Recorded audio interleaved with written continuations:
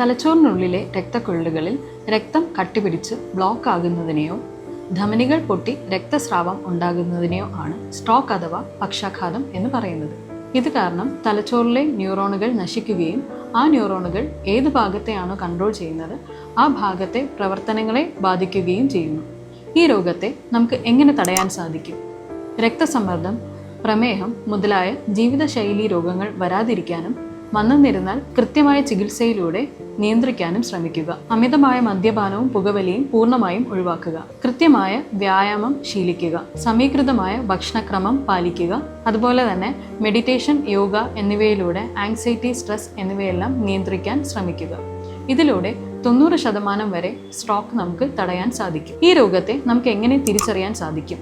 മുഖത്ത് മരവിപ്പോ കൂടലോ ഉണ്ടാവുക, കയ്യിലോ കാലിലോ ബലഹീനത, തളർച്ച എന്നിവ അനുഭവപ്പെടുക, കടുത്ത തലവേദന ഉണ്ടാവുക, സംസാരത്തിൽ അവ്യക്തത ഉണ്ടാവുക എന്നീ ലക്ഷണങ്ങൾ കണ്ടാൽ ഉടൻ തന്നെ അടിയന്തരമായ വൈദ്യസഹായം തേടാൻ പ്രത്യേകം ശ്രദ്ധിക്കണം.